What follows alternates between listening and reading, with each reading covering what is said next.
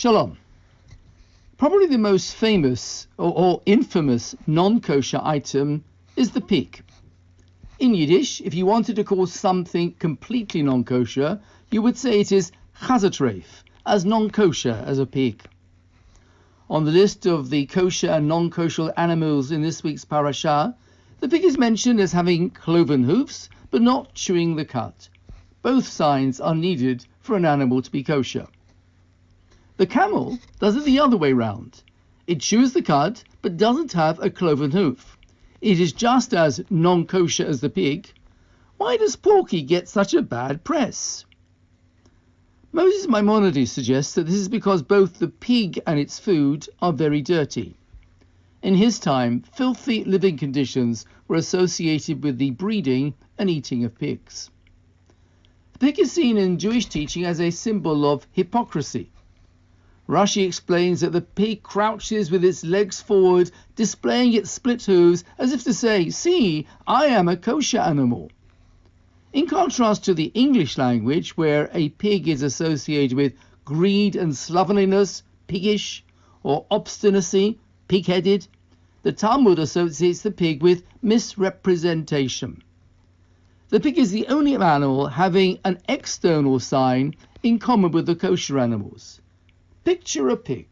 It is not immediately obvious whether or not it is chewing the cud.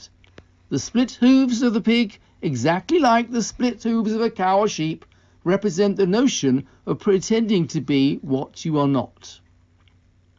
Yet all is not lost for Peppa Pig. It is only her meat which is forbidden. Her heart valves are fine. Many people today have had their quality of life improved from receiving pig valve implants. Even more dramatically, 2 weeks ago, an American with terminal heart disease, David Bennett, survived for 2 months with a pig heart transplant. Although there is a lot more work to be done, the longer-term prospects seem good for such procedures. The Spanish commentator Rabbeinu Bachya goes further. He writes that the Hebrew for pig, chazir, ironically means return. He quotes midrashic sources that say that in the Messianic age, God will return the pig to purity. Does that mean that Jewish law will change? The Or HaChaim explains that in the Messianic age, it is not that the Torah law prohibiting pig will be revoked. Instead, he suggests that the pig may undergo an organic change and start to chew the cud.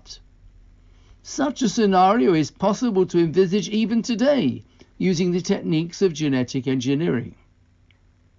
However, the broader meaning of the Midrash may well be that even those nations that are symbolized by the pig, that have demonstrated hypocrisy and immorality, particularly in their treatment of Israel, will become pure in the time of the Messiah. May we witness this time speedily in our day. Shabbat Shalom.